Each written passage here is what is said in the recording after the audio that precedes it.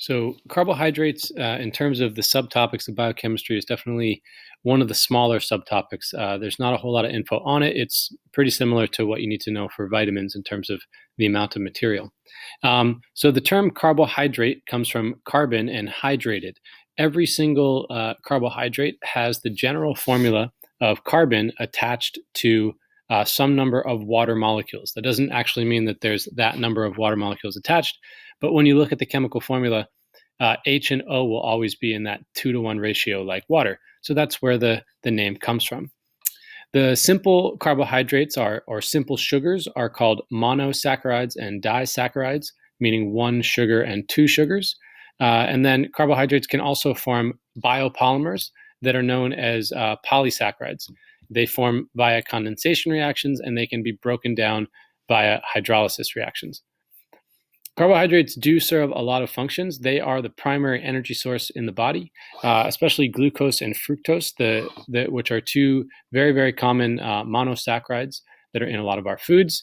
That's the main substrate, the main thing that gets acted upon by enzymes that during the respiration process to release energy for various cell functions. So those are incredibly important for quick energy release throughout your body. If you've ever heard about blood sugar, then you were talking about really glucose, actual glucose molecules moving throughout the blood.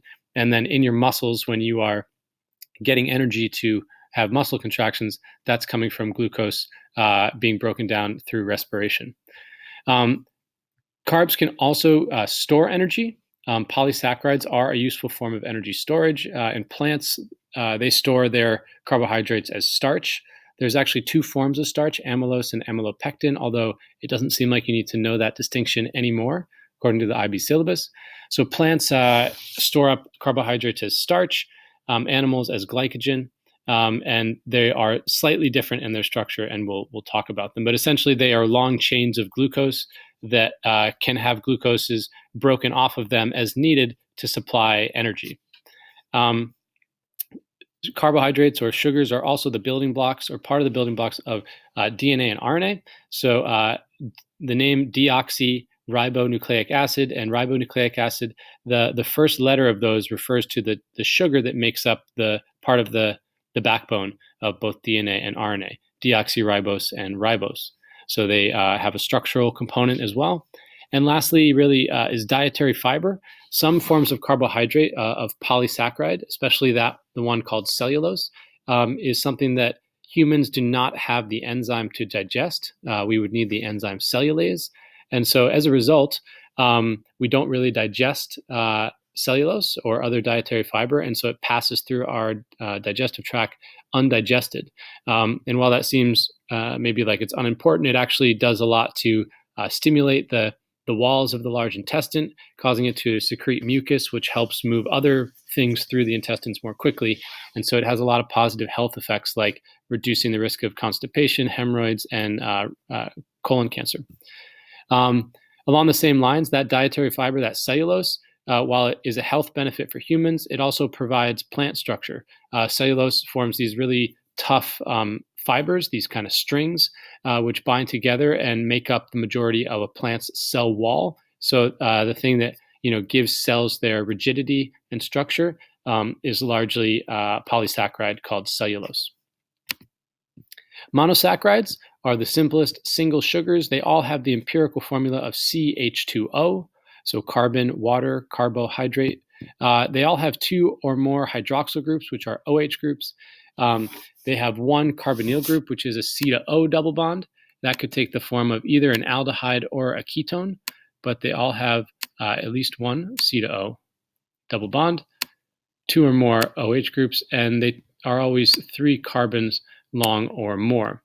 So these different terms, the meaning of them, a triose would be a 3-carbon sugar, a pentose would be a 5-carbon sugar, a hexose is a 6-carbon sugar. I think you get the idea.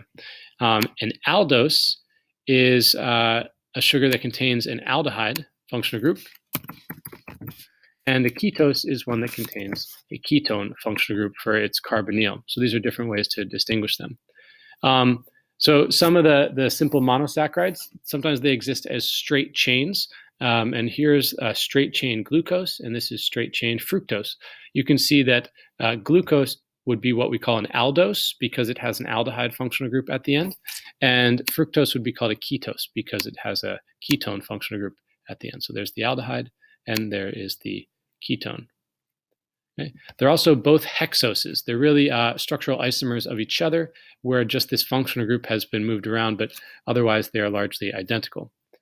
In aqueous environments, these straight chains actually curl up and react with themselves and form rings. They still have the same chemical formula, but it does change their structure. And this drawing, which is from the data booklet, these images are called Haworth projections.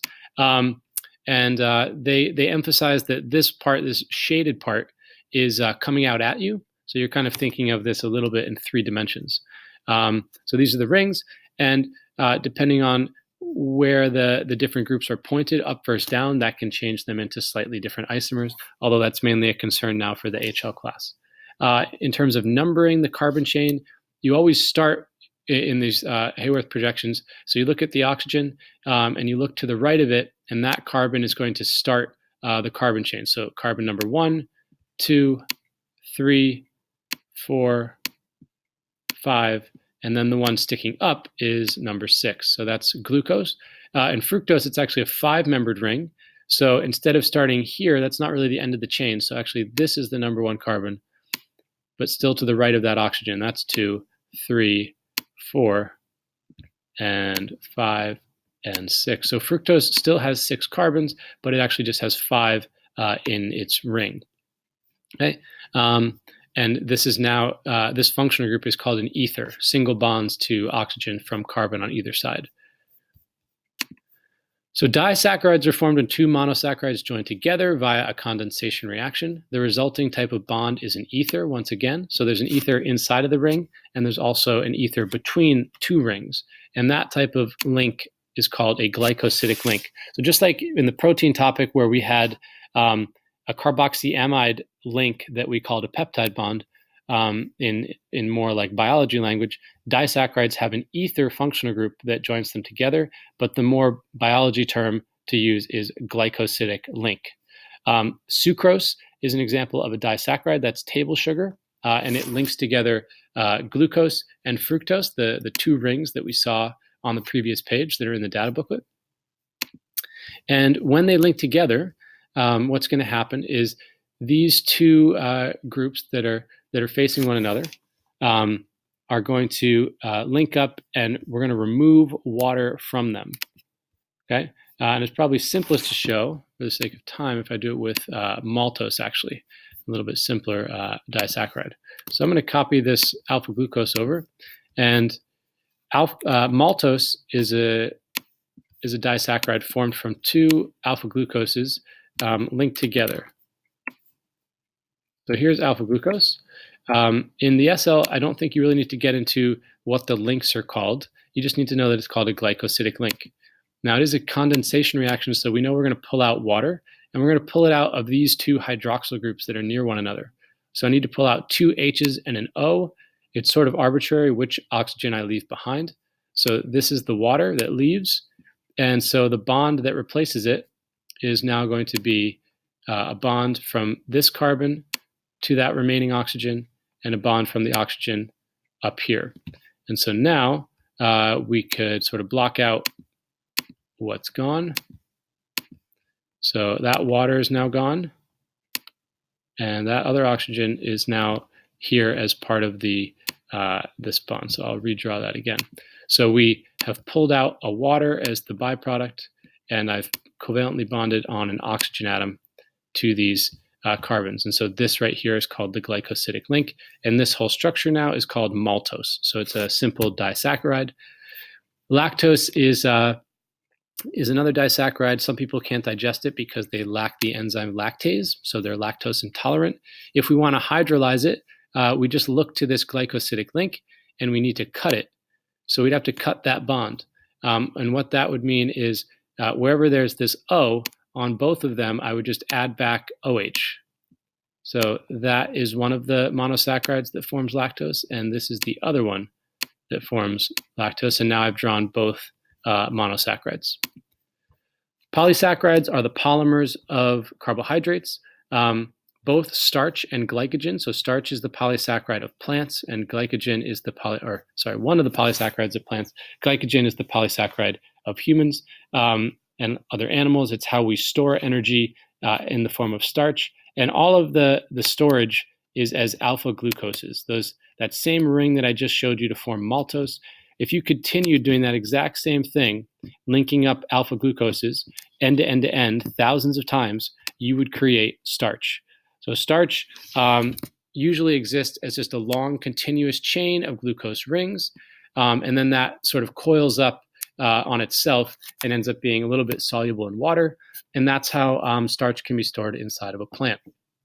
Glycogen is very similar, except that in addition to being linked end to end to end, there are also some side branching that happens. So you have this more complicated, really chaotic looking structure of very, very highly branched rings. And that makes the glycogen a little bit insoluble. And so glycogen is stored in your liver and also in your muscles. And so you can break off glucose units as needed for quick energy. If you look at their structures in this image, so starch, think of it as a straight chain going on and on and on of all these rings of alpha glucose, whereas glycogen has that chain, but then it also has these branches that stick up and off of it, and then branches off of branches, and so we describe it as highly branched. So it's more complex in its structure. Cellulose is another polysaccharide, and it makes up those plant cell walls. Because of the unique geometry of the type of glucose that's used in cellulose, it actually makes these very straight linear strands, and they can all line up next to each other and hydrogen bond between the strands, and it makes this super tough material that is very hard to digest and is very rigid and strong. And so that's why it serves as a very powerful and protective barrier for plants, and can, basically give things like trees their strength and make them so hard. They're largely made of cellulose. That hardness to the trees is all these strings of glucose molecules bound up, forming these long fibers. So the key distinctions between the different forms of the polysaccharide for the SL: starch is made of alpha glucose, and it's in one long continuous strand primarily. Glycogen is alpha glucose, but it's significantly branched, which leads to it being less soluble. And cellulose is made of beta glucose, and it's in very straight chains, which all then bond together into these things called microfibrils. And that is generally not digestible by animals because we lack the enzymes to digest it. So we've talked about their general carbohydrates, general formulas, and the Hayworth projections, the key structural features of monosaccharides and how they form rings, glycosidic bonds between disaccharides and polysaccharides, and how carbohydrates are an energy source and can also be used to store energy. We could think about binding up monosaccharides to make disaccharides and polysaccharides using formulas from the data booklet, or cutting them apart. And the relationship of the properties and functions of monosaccharides and polysaccharides to their chemical structures. And we'll talk about this a little bit more in class.